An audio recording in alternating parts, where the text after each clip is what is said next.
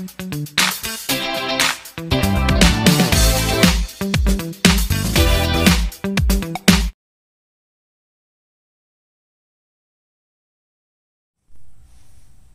రఘురామ్ గారు. ముందుగా అభ్యాస విద్యా సంస్థల తరఫున మాకు ఇంటర్వ్యూ చేయడానికి మీరు ఒక ఆపర్చునిటీ ఇచ్చారు, దానికి కృతజ్ఞతలు.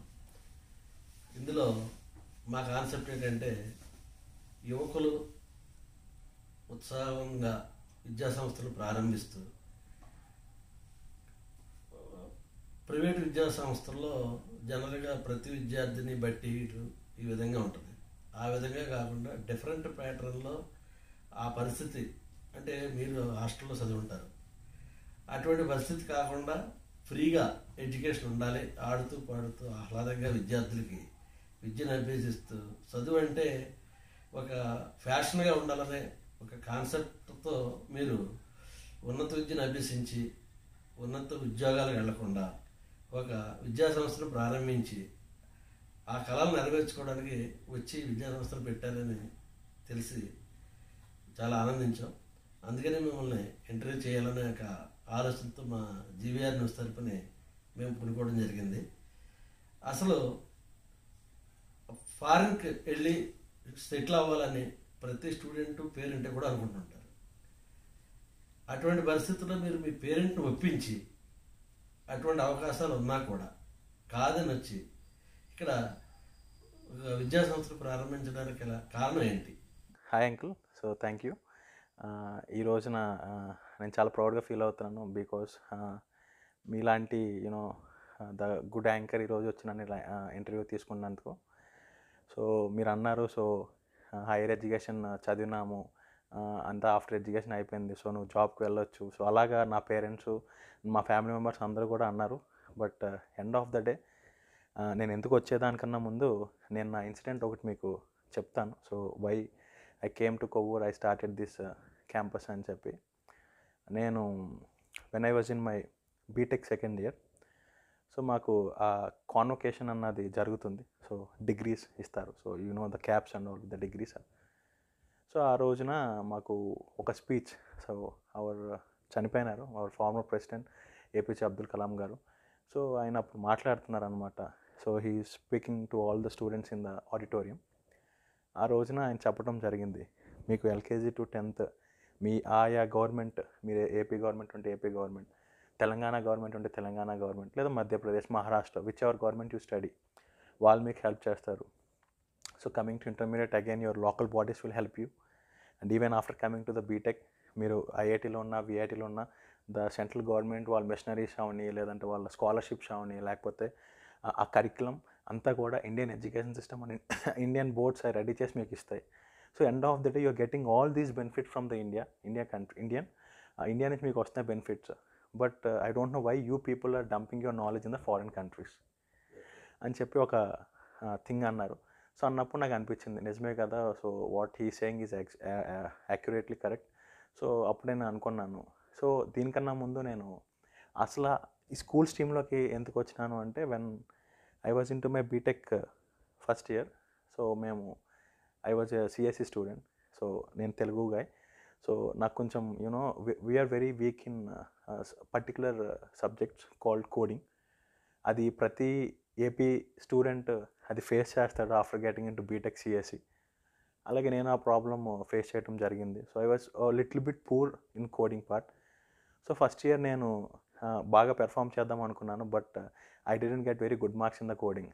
అప్పుడు నేను మా ఫాదర్ చెప్పాను, సో దిస్ ఈజ్ అక్కడేమో ఇప్పుడు దాకా నాకు 90%, 95%లో ఉన్నాను, ఇక్కడికి వచ్చేటప్పుడు 65% అయిపోయింది. I don't know why what is happening అని చెప్పి నేను దాన్ని ప్రాక్టీస్ చేద్దామని చాలా నైట్స్ కూర్చున్నాను. బట్ అది నాకు ఎక్కలే, బికాస్ నాకు ప్రీవియస్గా దాని మీద గ్రిప్ లేదు. ప్రీవియస్గా అదేంటో నాకు తెలియదు, కొత్తగా నేర్చుకోవాలి, and it's two difficulty. So నా చుట్టుపక్కల ఎన్విరాన్మెంట్ అందరూ కూడా నార్త్ ఇండియన్స్, సో నేను ఒక్కనే తెలుగు గాయని. సో అక్కడ నేను కొన్ని ఇష్యూస్ ఫేస్ చేసేవాడిని. సో వాళ్ళేమో చాలా స్పీడ్గా ఉండేవారు, కంప్యూటర్ టైపింగ్ అవని, కోడింగ్ పార్ట్ అని. బట్ టీచర్ చెప్పుకుంటే వెళ్ళలేదు, నాకు ఏమో ఎక్కేది కాదు. అప్పుడు నాకు అర్థమైంది. So at the end of the second ఇయరే నేను రియలైజ్ అయ్యాను, సో ఇది మన కరెక్ట్ స్ట్రీమ్ కాదు. సో నేను ఆ రోజు అనుకున్నాను, ఓకే మనకు ఫస్ట్ ఆఫ్ ఆల్ కంటెంట్ అవసరం. నా సిఎస్సి కంప్లీట్ చేయాలంటే ఆ కోర్సెస్ కంప్లీట్ చేద్దాం. ఆ రోజే డిసైడ్ అయ్యాను. ఆఫ్టర్ దట్ ఇంటర్వ్యూ నేను డిసైడ్ అయ్యాను, ఓకే సార్ అన్నది కూడా కరెక్టే కదా, అసలు ఫస్ట్ మన ఇండియాకి ఏ విధంగా ఉపయోగపడతాం. కోడింగ్ పార్ట్ నాకు అర్థమైపోయింది, నేను వెళ్ళగలను, ఐ కెన్ డూ కోడింగ్. నేను కోడింగ్లో వీక్ అని నేను చెప్పట్లేదు, ఐ కెన్ డూ కోడింగ్. ఈరోజు నేను బాగా కోడింగ్ చేస్తాను. బట్ దాంట్లో హయ్యెస్ట్ లెవెల్ నేను రీచ్ అవ్వాలన్న విషయం నాకు తెలుసు, అర్థమైంది. సో అప్పుడు నేను ఏం చేశాను అంటే, we had a very big library in our university. So అప్పుడు నేను ఏం చేశానంటే, when I was in my second year, నేను అప్పుడు చదువుతూ మొదలుపెట్టా. All the previous IIT books నేను చదువుకున్న సెకండ్ ఇయర్లో బుక్స్, ఫస్ట్ ఇయర్లో books, I gone through all the curriculums, contents, అలా నెంబర్ ఆఫ్ బుక్స్ నేను ఐఐటి మీద చదవటం. కానీ దెన్ అగైన్ నా ప్రీవియస్ ఇంటర్మీడియట్ నాలెడ్జ్ అంతా కూడా నేను రీగైన్ చేస్తూ మొదలుపెట్టినాను అనమాట. అండ్ ఆఫ్టర్ ఫోర్త్ ఇయర్, మీకు తెలుసు ప్లేస్మెంట్ టైం అది, and being a very good university నేను చదివింది, లైక్ 400 to 500 కంపెనీస్ ఇంటర్వ్యూకి వస్తాయి.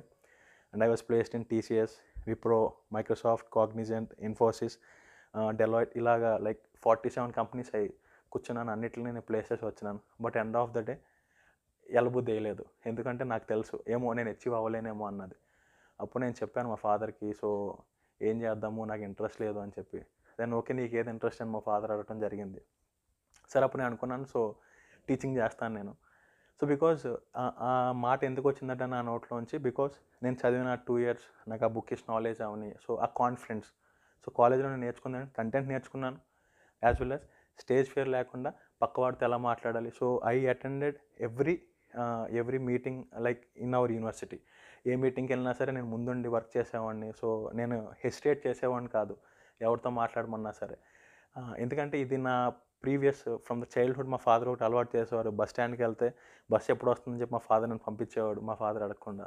అనేది ఏంటంటే, ఓకే మిమ్మల్ని ఆ ప్యాటర్న్ ఎడ్యుకేషన్ ఫీల్డ్లో తీసుకొచ్చింది. కానీ ఇప్పుడున్న పరిస్థితుల్లో ఈవేళ ఆంధ్రప్రదేశ్, తెలంగాణ రాష్ట్రాల్లో ప్రైవేట్ విద్యా సంస్థల్లో పోటీ విపరీతంగా ఉంది. ఈ పోటీని తట్టుకుని నిలబడాలనే ఒక ధైర్యం కావాలి. మీకు ఆ ధైర్యం అక్కడి నుంచి వచ్చింది లేదండి. సో ఫస్ట్ ఆఫ్ ఆల్ నాకు చెప్పాను కదా, సో మా ఫాదర్ ఇలా చెప్పారు, సో ఓకే మనము టీచింగ్ అవ్వంటే, సో ఈ స్టార్టెడ్, ఓకే ఫైన్ సరే వెళ్ళు అని చెప్పి. సో నేను ఫస్ట్ నా కెరీర్ స్టార్ట్ చేస్తామే, I was in to a very big campus of 10th and intermediate, KKR Gautams. So అతనికి ఆయనకి ఆల్రెడీ ఒక 25 to 30 years ఎక్స్పీరియన్స్ ఉన్న కాలేజ్ అది, అండ్ ద స్కూల్స్ అవి.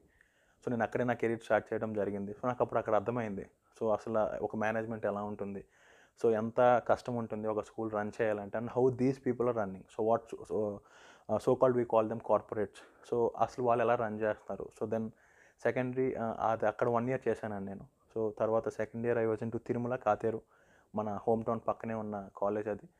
అక్కడ కూడా చూడటం జరిగింది. సో ఓకే ఇలా జరుగుతుందా అని చెప్పి, సో అక్కడున్న ఆ ఎన్విరాన్మెంట్లో ఎలా ఉంటుంది, ద మేనేజ్మెంట్ థింగ్ ఎలా ఉంటుంది, ద ఫ్యాకల్టీస్ స్టఫ్ ఎలా ఉంటుంది, అన్నీ కూడా గ్యాదర్ చేసుకొని నాకు అనిపించింది, సో మనం కొట్టాలంటే ఒక డిఫరెంట్ థీమ్తో వెళ్ళాలి కార్పొరేట్ వాళ్ళు, because it's not easy task to compete with them, it's so difficult.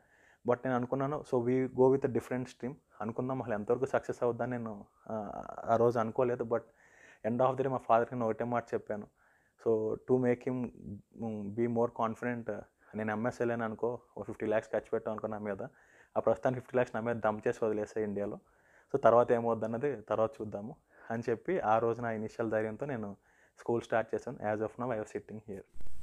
ఆంధ్రప్రదేశ్లో పెద్ద పెద్ద టౌన్లు ఉన్నాయి, మన పక్కన రాజమండ్రి ఉంది, ఇటు విజయవాడ, విశాఖపట్నం, కాకినాడ, ఇటువంటి పెద్ద పెద్ద టౌన్స్లో ఫ్లోటింగ్ ఎక్కువ ఉంటుంది.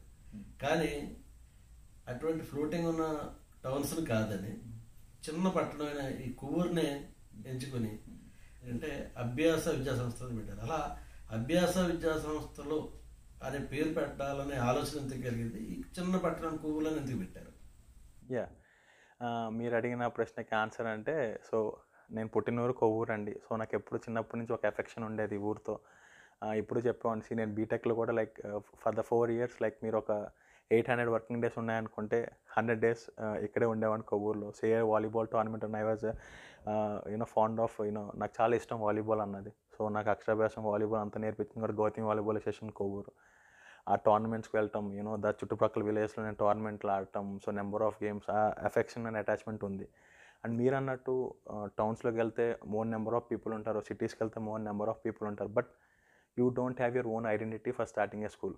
బట్ కొవ్వూరు వచ్చేసేటప్పటికి సో బీయింగ్ ఒక పాయింట్ సార్, సో నేను దీంట్లో మీకు చెప్పాల్సింది ఏంటంటే మా ఫాదర్కి ఒక గుడ్ విల్ ఉంది. సో ఆ గుడ్ విల్ నాకు కావాలి. So first of all Raghuram అంటే ఇక్కడ గమ్మున తెలుస్తుంది. So where we can compete with the competitive parts. First of all Raghuram అన్నది తెలిస్తే పేరెంట్కి ఇంకా ఈజీగా మూవ్ అవుతాడు కాబట్టి.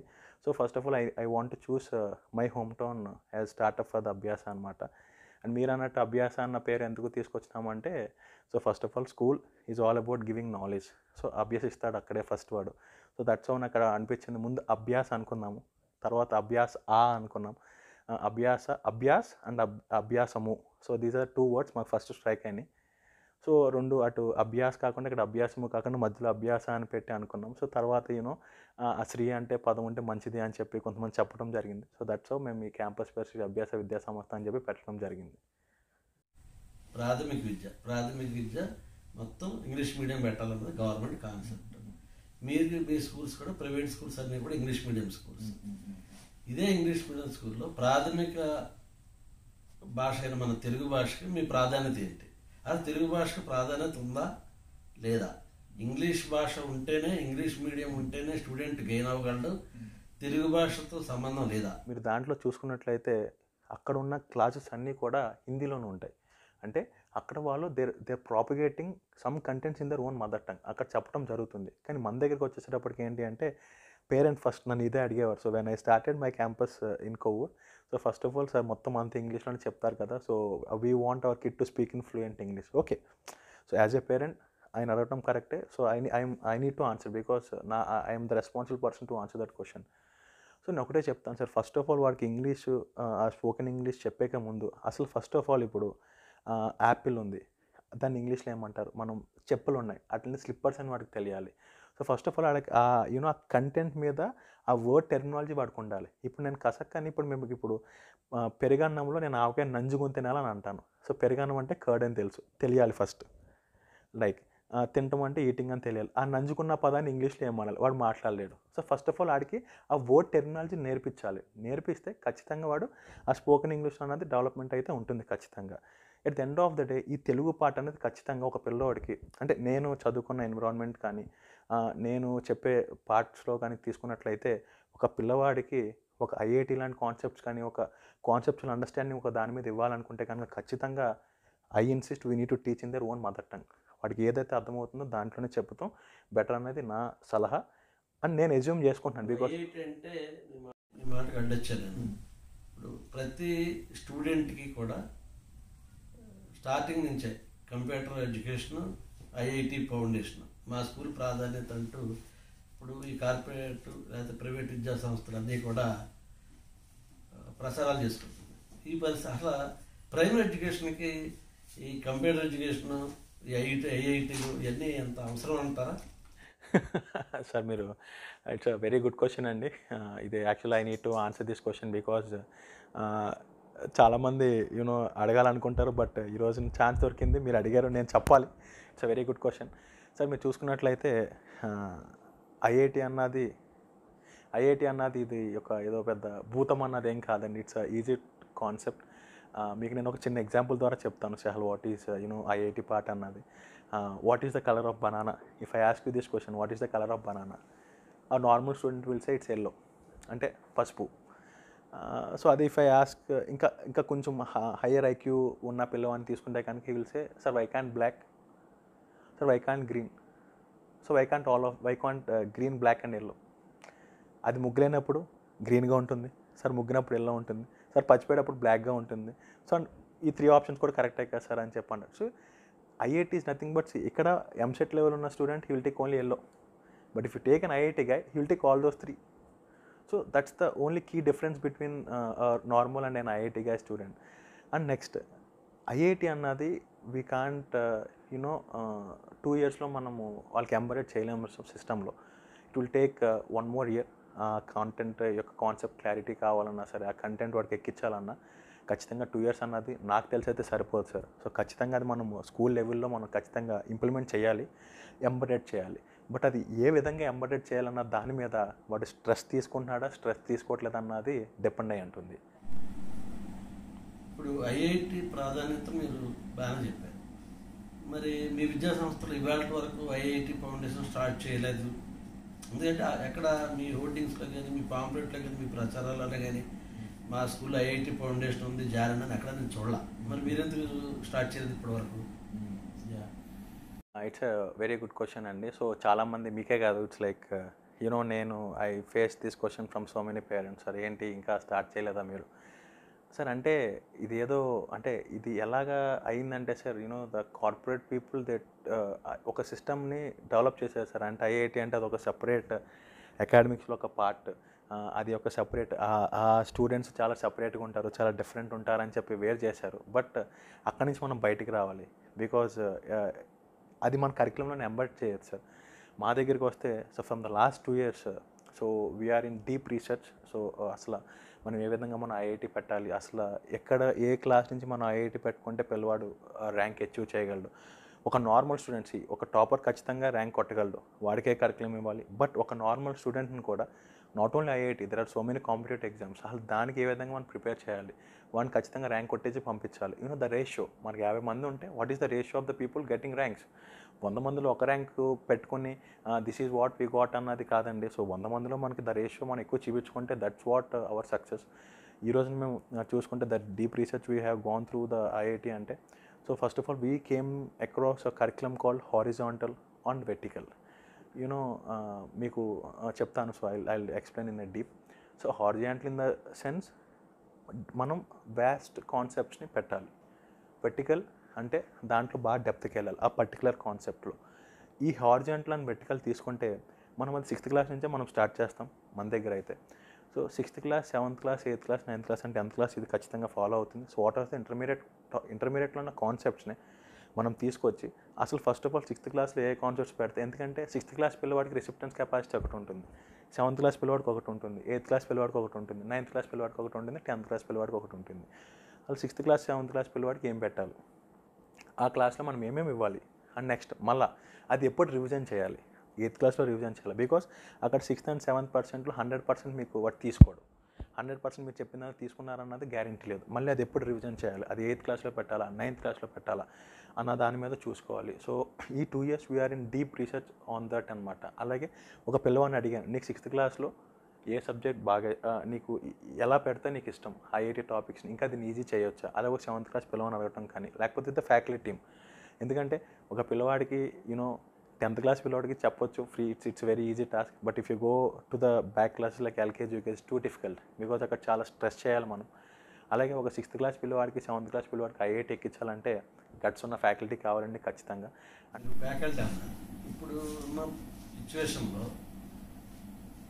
క్వాలిఫైడ్ ఫ్యాకల్టీస్ ఇంపార్టెంట్, కానీ వాళ్ళు క్వాలిఫైడ్ ఫ్యాకల్టీ అంతా సిటీస్ అట్మాస్ఫియర్కి పెద్ద పెద్ద ప్రైవేట్ స్కూల్స్కి వెళ్ళిపోతుంటాయి. ఇక్కడ జనరల్గా ఈ కోరి అట్మాస్ఫియర్లో క్వాలిఫైడ్ ఫ్యాకల్టీ దొరకడం చాలా కష్టం. ఏ పేరు ప్రైవేట్ గవర్నమెంట్ ప్రైవేట్ ఇన్స్టిట్యూషన్లు కానీ ఏదో డిగ్రీ ఫెయిల్డ్ లేకపోతే డిగ్రీ చదివిన వాళ్ళని తీసుకొచ్చి ప్రైమరీ ఎడ్యుకేషన్ డిగ్రీ చదివినోడు కంటే అంత అవసరం ఉందన్న రీజన్లో 10,000, 7,000, 8,000 రూపాయలతో టీచర్స్ ఫ్యాకల్టీస్ పెట్టి నడుపుతుంటారు. సింపుల్. మీ స్కూల్లో ఫ్యాకల్టీ క్వాలిఫైడా అన్క్వాలిఫైడా? సార్ మీరు చూసుకున్నట్టే ఇక్కడ నా క్యాంపస్లో I go for math and physics for the 9th and 10th classes అండి. సో అండ్ ముందే చెప్పాను, I have already told you my qualification part and all.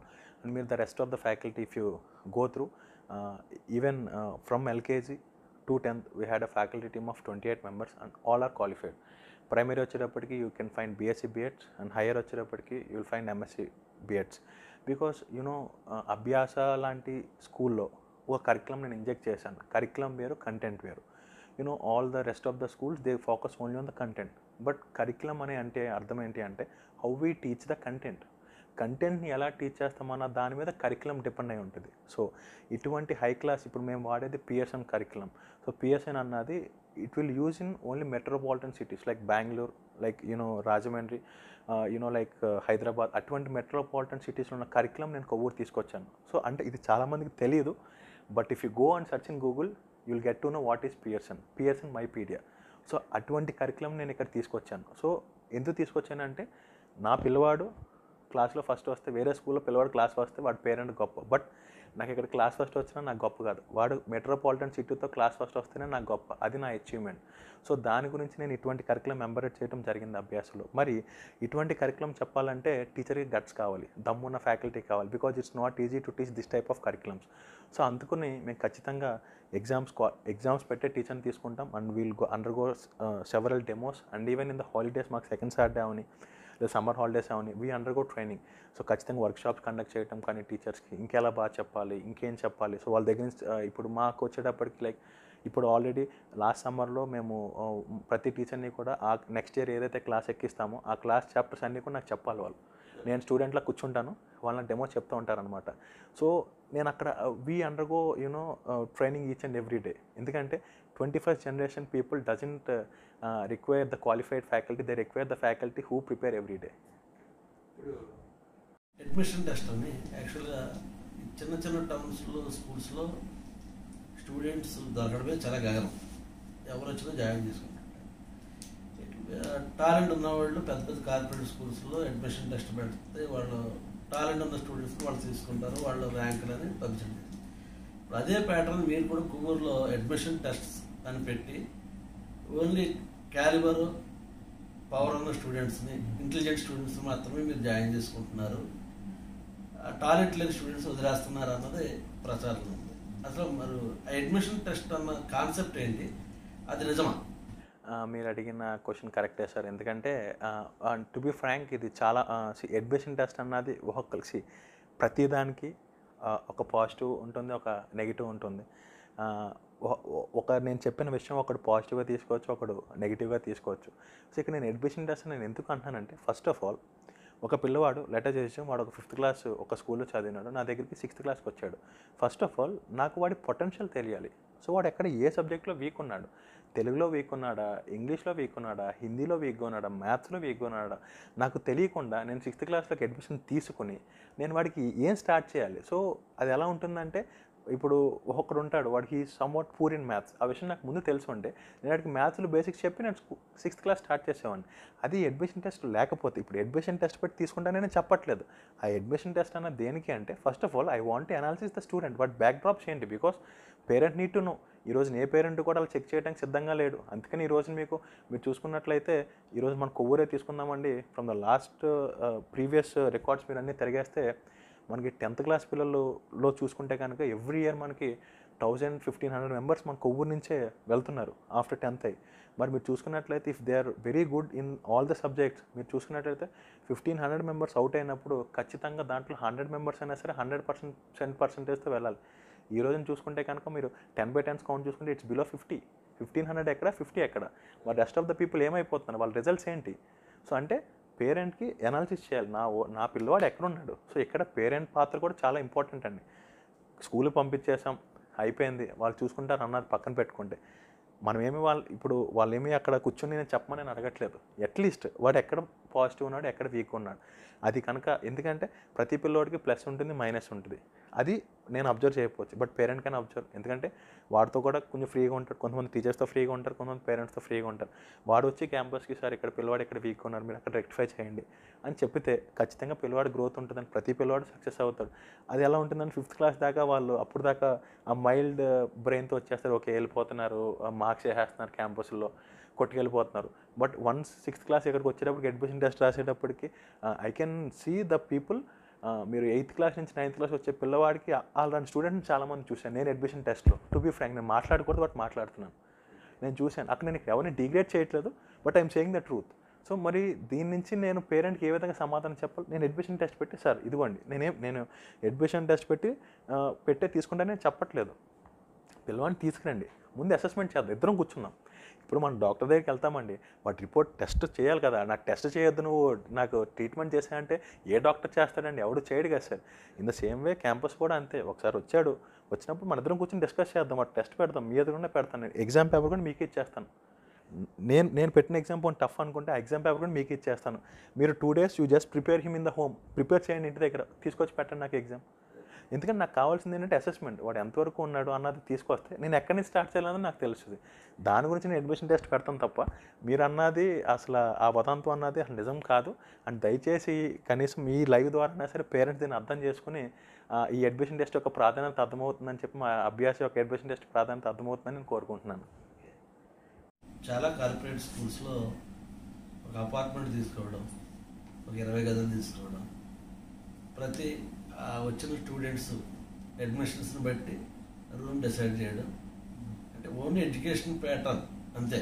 ఒక విద్యా సంస్థ అంటే చదువు చదువు చదువు. ఈవేళ ఏ స్టూడెంట్కి బయటకు వస్తే ఫిజికల్ ఫిట్నెస్ అన్నది 0. మీ స్కూల్లో స్టూడెంట్స్కి ఫిజికల్ ఫిట్నెస్ పరంగా కానీ గేమ్స్, స్పోర్ట్స్, ఎట్సెట్రా, అలాగే సోషల్ యాక్టివిటీస్, సామాజిక నేపథ్యం, సామాజిక దృక్పథం, సమాజానికి అంటే నేను స్టూడెంట్ని చదువుకుంటున్నాను, ఐఐటి ఎన్ఐటి చేస్తున్నాను, లేకపోతే డాక్టర్ ఇంజనీర్ చదువుకుంటున్నాను, అమెరికా ఆస్ట్రేలియా వెళ్ళిపోతున్నాను, డాలర్ సంపాదించుకుంటున్నాను, నేను బాగున్నాను, నా కుటుంబం బాగుంది. ఇది ఇప్పుడున్న ప్యాటర్న్. అలా కాకుండా సమాజంలో నేను ఒక వ్యక్తిని, సమాజాన్ని ఎంతో కొంత ఉపయోగపడాలని సామాజిక దృక్పథం అన్నది కూడా స్టూడెంట్ చిన్న వయసు నుంచి అలవాటు చేసిన అవసరం ఇవాళ చాలా ఎక్కువ. ఇవాళ ఎక్కడ ప్రైవేట్ విద్యా సంస్థలో కనిపించట్లా. ఆ దిశగా మీ ఎడ్యుకేషన్ ప్యాటర్న్లో కానీ అది విద్యా సంస్థలో కానీ ఏమైనా స్టెప్స్ ఉందా? యాక్చువల్గా టు బి ఫ్రాంక్ మాట్లాడుకున్నట్టయితే మా స్కూల్ ఫస్ట్ ఆఫ్ ఆల్ అభ్యాసం స్టార్ట్ చేసినప్పుడు అయితే అసలు ఐ థాట్ స్కూల్ పెడతామన్నది ఇట్స్ ఈజీ టాస్క్. ఓకే, మనం బోర్డు పెట్టేద్దాం, ఓకే ఒక సొసైటీ ఫామ్ చేద్దాం స్కూల్ అనుకున్నాము. బట్ దాని తర్వాత నాకు అర్థమైంది స్కూల్ యొక్క పర్మిషన్స్ గవర్నమెంట్, ఎందుకంటే I need to give this credit to the government also, because కొన్ని దగ్గర గవర్నమెంట్ పటిష్టం చేయాలండి ఖచ్చితంగా. ఎందుకంటే government has a set of rules and regulations. So మనం చూసినట్లు మన గవర్నమెంట్ అయితే ఖచ్చితంగా మీరు అన్న ప్రతి చర్య తీసుకుని ఆ నార్మ్స్లో ఉంటుంది. బట్ నేను అనకూడదు, కార్పొరేట్ అన్న వాళ్ళు they can manipulate these things. But నా మెంటాలిటీ అది కాదు. బీయింగ్ ఏ ఎడ్యుకేటెడ్ గాయ్, చదువుకొని వచ్చి ఒక యూనివర్సిటీలో, so I don't want to deviate the rules and regulations. To be frank నేను చెప్తాను, to start a school you require fire permission కావాలి, దెన్ ద మున్సిపాలిటీ పర్మిషన్ కావాలి, no objection clearance, then you had permission from the sanitation, and you had a permission from the medical, and you need to get permission from the police department, no traffic clearance ఇవ్వాలి. then you need to go to the local, మీరు మళ్ళీ fire వచ్చేసేటప్పటికి మీరు ఎస్ఎఫ్ఓకి వెళ్ళాలి, ఏడిఎఫ్ఓ DFO గారు ఉంటారు, then R&B soundness certificate కావాలి మీకు, you know like 13 sets of permissions మీకు రిక్వైర్మెంట్ ఉన్నాయి సార్ ఒక స్కూల్ స్టార్ట్ చేయాలి. It's not an easy task to start a school, because in the middle head MEO, DYO, DEO, secretariat, directorate, ఇలా చూసుకుంటే there are so many levels మీరు crack చేసుకుంటే వెళ్ళాలి to get permission for the school.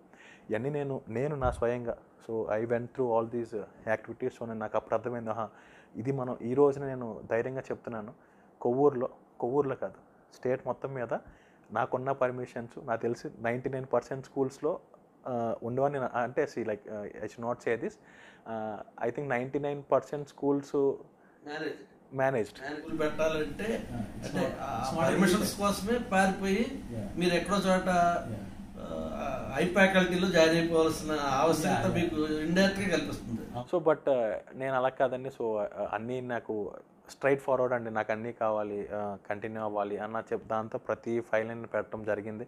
We got permissions. And ఈరోజు మీరు చూసుకుంటే అభ్యాస స్కూల్లో we had 1 acre play ground and we had vast rooms of 25 to 20 SFTs ఉన్న రూమ్స్ ఉన్నాయండి. ఎందుకంటే నాకు తెలుసు, so what my kid require, నాకు క్యాంపస్కి వచ్చే పిల్లవాడికి ఏ రిక్వైర్మెంట్ కావాలన్నది నాకు తెలుసు. బికాస్ నేను వాళ్ళకి ఎటువంటి ఎడ్యుకేషన్ ఇవ్వాలంటే నేను వచ్చిన పోటీ ప్రపంచం నాకు తెలుసు. Because I was in to very big competitions, environment and the big competitions and all.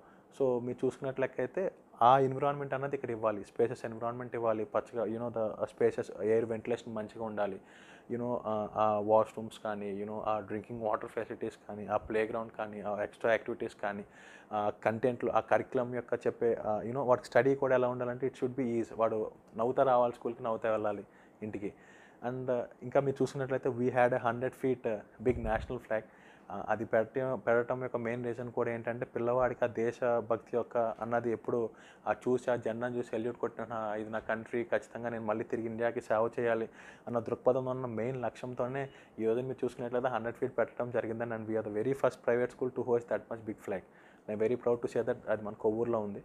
So ఇలా మీరు చూసినట్లయితే ఎవ్రీ 15 days మేము I use to conduct a seminar and I use to say about మన ఇండియన్స్ ఎలా ఉండేవారు and మన Indians యొక్క గొప్పతనం ఏంటి అండ్ మన కొవ్వూరు యొక్క గొప్పతనం ఏంటి అండ్ మన లొకాలిటీస్ యొక్క గొప్పతనం ఏంటి అండ్ మన సాంప్రదాయాల యొక్క గొప్పతనం ఏంటి అండ్ ఖచ్చితంగా ఇటువంటి క్లాసెస్ అన్న every 15 days we use to take. ఎందుకంటే వాళ్ళకి చిన్నప్పటి నుంచి అవన్నీ నేర్పించాలి. సో దట్ ఏంటంటే పైకి వచ్చేటప్పుడు పెద్ద అయ్యేటప్పటికైనా వాళ్ళకి అర్థమవుతుంది ఆ రోజున రఘురామ్ సార్ ఇలా చెప్పారు. ఎందుకంటే నేను ఎంత మారాను because my teacher told me who is my teacher, Abdul Kalam. Maybe he can change from my words, maybe 100 members lo at least 10 members change ayina sare it's very helpful for our country. So ila chusukunnatlaithe we had a different set of curriculum where other corporates won't follow. Last academic year corona అనే ఒక virus మహమ్మారి ప్రవేశించింది world మొత్తం. ఆ పరిస్థితుల్లో exams ముందు schools all of the sudden close చేయడం జరిగింది. దానివల్ల అంటే విద్యార్థుల భవిష్యత్తు అంటే ఒక సంవత్సర కాలం పూర్తిగా చదువుకున్న విద్యార్థి ఆ పరీక్షలు రాసే టైం కోసమే ఎదురు చూస్తుంటాడు. ఆ ఎగ్జామ్ పీరియడ్ ఆ టైం లాక్డౌన్లో 2-3 ఎగ్జామ్స్ జరగడం లేకపోతే ఆగిపోవడం జరిగింది. దాని ఇంపాక్ట్ నెక్స్ట్ అకాడమిక్ ఇయర్ అంటే దాని మీద ఏదైనా విద్యార్థి మీద ఉంటుందా? చూసుకున్నట్లయితే మనకి డిసెంబర్లో కోవిడ్ చైనాలో ఎంటర్ అయింది. బట్ మనకి అది ఇంపాక్ట్ వచ్చి అండ్ మన స్కూల్స్ అన్నీ క్లోజ్ డౌన్ అయ్యేటప్పటికి I think March 20 like that ఆ టైంకి క్లోజ్ అయినాయి. మీరు చూసుకున్నట్లయితే ఒక చిన్న పాయింట్ అందరూ మర్చిపోతున్నానండి. అప్పటికే వాటి యొక్క ఫుల్ సిలబస్ అయిపోయి ఉంది ప్రతి పిల్లవాడికి. Like 1 to 9 I'm talking about not ఈ 1 to 9 I'm talking about 1 to 10. ప్రతి పిల్లవాడికి కూడా అప్పటికే సిలబస్ అయిపోయింది. అండ్ మనం ప్రీవియస్గానే మనం అసెస్మెంట్ చేసుకున్నాం. ఎలాగా మనం యూనిట్ టెస్టులు పెట్టుకున్నాం, తర్వాత SA1s పెట్టుకున్నాం, హాఫ్ ఇయర్లీ పెట్టుకున్నాం. మనకు మిస్ అయింది ఒకటే యాన్యువల్ ఎగ్జామ్. బట్ ఆల్రెడీ ముందే అసెస్మెంట్ మన దగ్గర ఆల్రెడీ ఉంది. సో మనం దాని గురించి వరి అవ్వాల్సిన అవసరం లేదు. వరి ఎప్పుడు అవ్వాలి? వాటి సిలబస్ మధ్యలో అయిపోతే. బట్ మన సిలబస్ ఆగలేదు, వాటి కంప్లీట్ సిలబస్ అయిపోయింది బికాజ్ మనకు షట్ డౌన్ చేసింది మార్చ్లో. He is ready to write the exam. So ఆ ఒక ఎగ్జామ్ ఆగింది తప్ప but rest of the thing ఆ ఇయర్లో జరగాల్సిన అకాడమిక్ అంతా వాడి దగ్గర ఉంది, నాలెడ్జ్ అంతా. సో లాస్ట్ ఇయర్ యొక్క కరికులం కానీ లాస్ట్ యొక్క అకాడమిక్స్ మిస్ అయింది అనుకుంటే కనుక అది అంత వరి అవ్వాల్సిన పని లేదు. బికాస్ మనం బేస్ చేసుకునే ఎగ్జామ్ ఒకటే ప్రాబ్లం తప్ప ఆ ఎగ్జామ్ లేదు అంతే. But rest of the knowledge వాడు బుర్రలోనే ఉంటుంది. ఆ అకాడమిక్ అంతా కంప్లీట్ అయింది, క్లోజ్ చేసినాం. ఇప్పటి వరకు జరిగిన ప్యాటర్న్ వేరు. అంటే మీరు క్లాస్కి రావడం, పిల్లలు మీ ఫ్యాకల్టీ వాళ్ళకి చెప్పడం జరుగుతుంది. కానీ ఇప్పుడున్న సిచ్యువేషన్ ఎప్పటికీ మరి ఈ అకాడమిక్ ఇయర్లో 2020-21లో అసలు ఎప్పుడు స్టార్ట్ అవుతుందో కూడా తెలియని పరిస్థితి ఈ కోవిడ్ ఎఫెక్ట్. ఇంకా గవర్నమెంట్ ఇప్పటివరకు పర్మిషన్స్ ఇవ్వలేదు.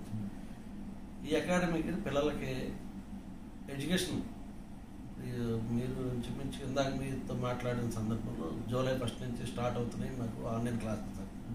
ఆ సిస్టమ్ ఏంటి అసలు?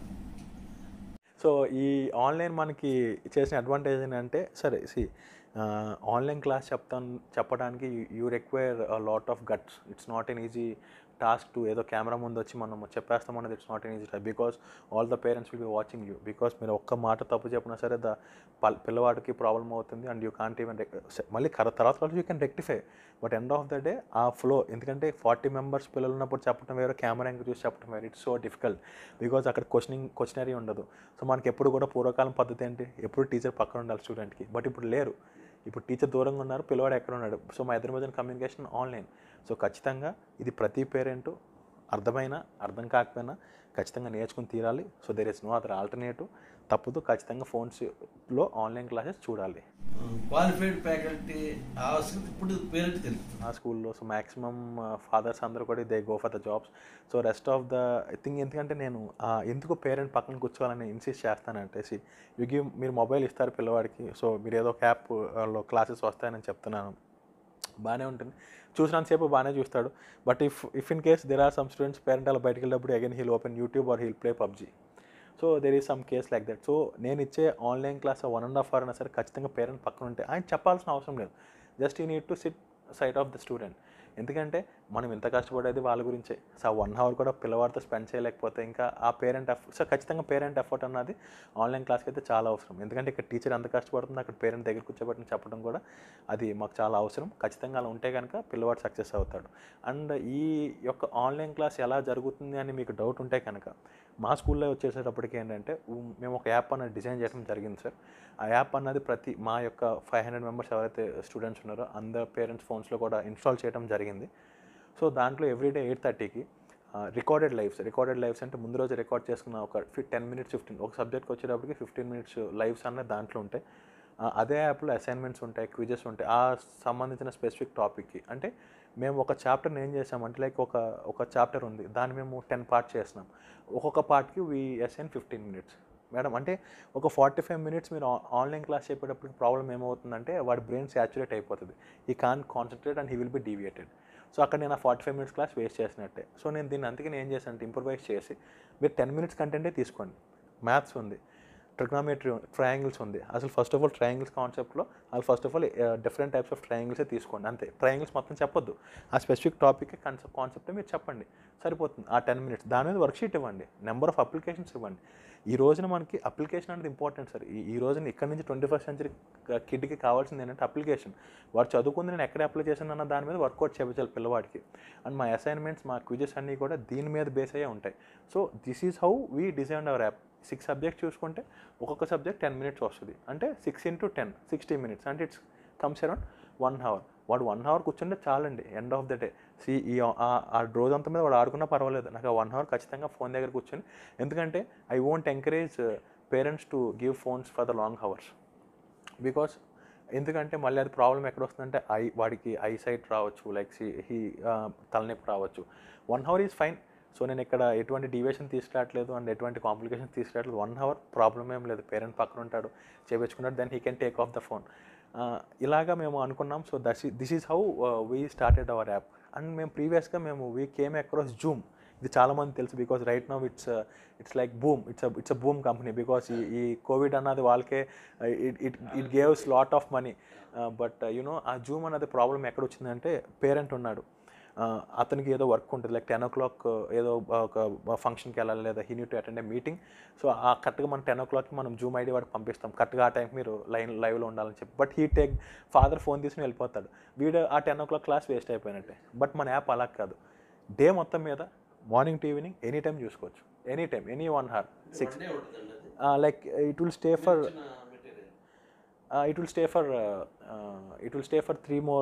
3 days అండి. యాక్చువల్లీ 3 days ఖచ్చితంగా స్టోరేజ్ ఉంటుంది. బికాజ్ అగైన్ ఇక్కడ ప్రాబ్లం ఏమవుతుందంటే 3 days కన్నా మనం ఎక్కువ కనుక ఉంచితే వీడు ఏం చేస్తాడంటే మొత్తం 1 week కలిపి ఒకే రోజు చూస్తాడు.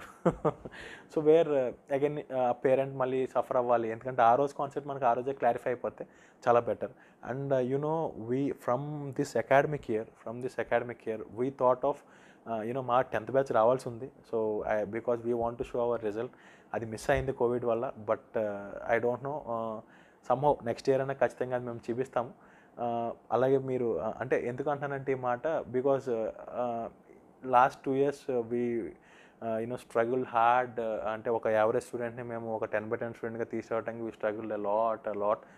బట్ ఒక విధంగా ఈ కోవిడ్ నాకు బాధాకరమే. ఎందుకంటే నా రిజల్ట్ షోకేస్ చేద్దాం అనుకున్నాను కోవిడ్ పీపుల్కి. బికాస్ వాళ్ళని ట్రస్ట్ చేయాలంటే basically being an youngster, what parent requires is my result. Because if నాకు ఒక 30 or 40 years ఏజ్ ఉంటే, సో అదే okay he's an experienced guy, okay what ever he says he's correct, so అన్న థాట్లో వాళ్ళు ఉంటారు. బట్ బీయింగ్ ఎన్ యంగ్స్టర్, ఇండియాలో మీకు తెలుసు, so the result need to prove.